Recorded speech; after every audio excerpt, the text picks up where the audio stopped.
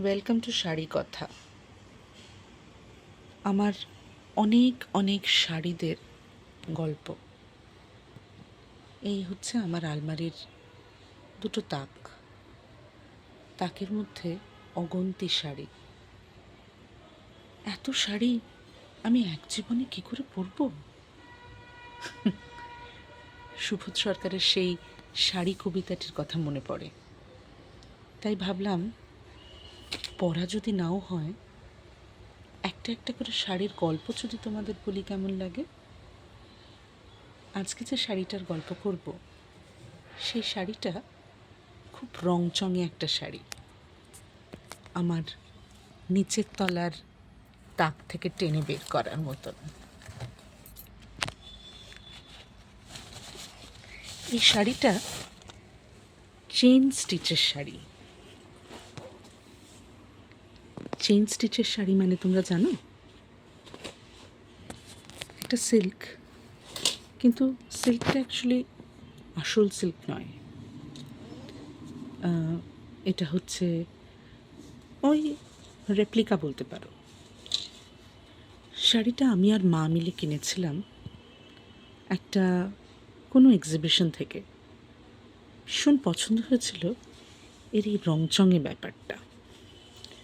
আর সবচেয়ে বড় কথা, এই যে চেইন স্টিচের কাজগুলো, এই চেইন স্টিচের কাজগুলো খুব মনে ধরেছিল।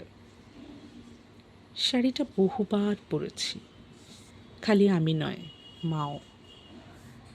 তাই শাড়ির মধ্যে আমার আর মায়ের গায়ের গন্ধ লেগে আছে। প্রদীপের আলোয় শাড়িটাকে কি সুন্দর লাগছে দেখুন।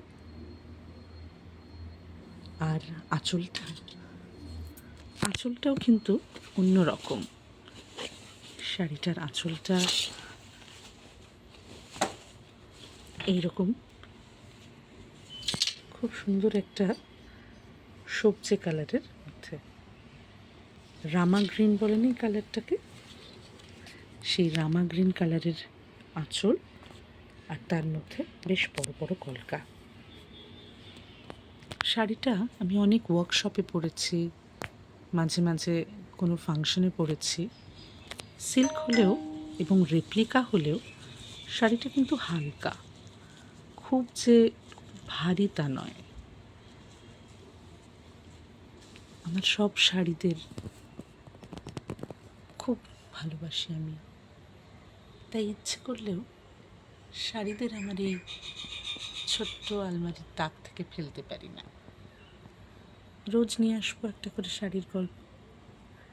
আমার এই প্রথম শাড়ি, চেইন স্টিচের ব্রাউন রঙের শাড়ি, তোমাদের কেমন লাগলো জানিও। বিদায়।